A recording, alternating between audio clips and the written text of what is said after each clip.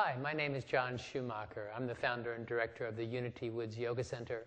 We've been teaching yoga in the Washington, D.C. metropolitan area since 1979. We teach solely the Iyengar method, which, as with all methods, builds strength and flexibility in the poses.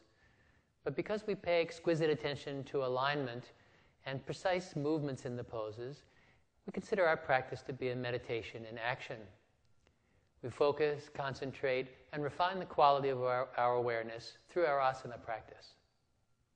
Let's do Sarvangasana, shoulder stand or shoulder balance, often considered the mother of all poses. And it is a preparation for learning headstand Shirshasana. So we learn this inverted pose first.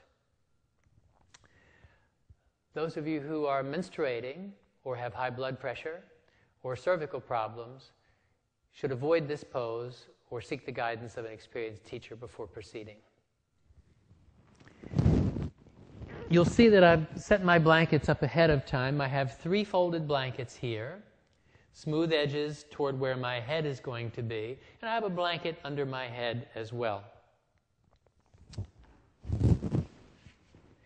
The sticky mat is folded so that it catches my elbows and keeps them from spreading apart.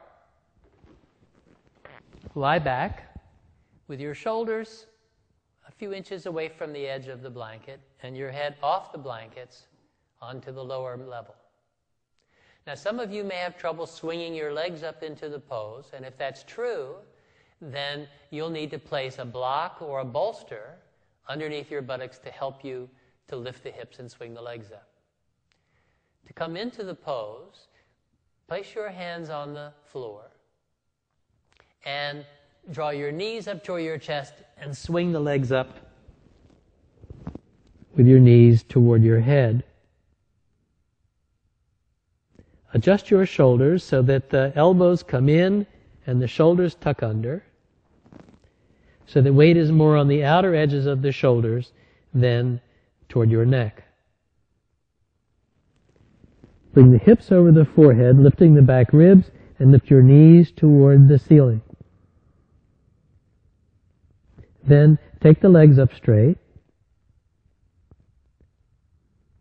and that's the basic shape of the pose. You press the backs of your arms into the floor to lift your back ribs up and get the height of the trunk.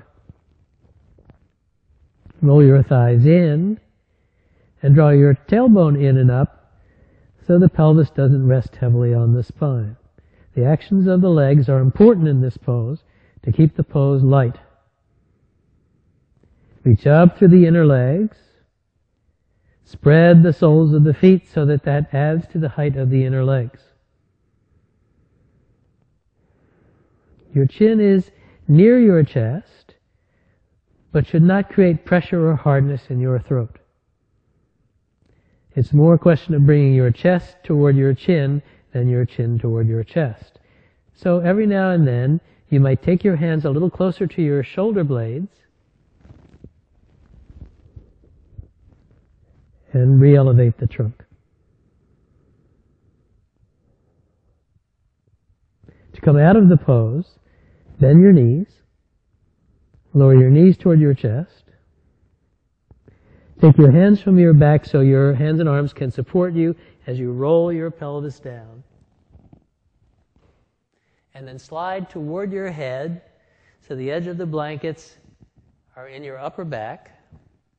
The chest is open. Rest your arms loosely overhead and rest there for a few moments to equilibrize yourself.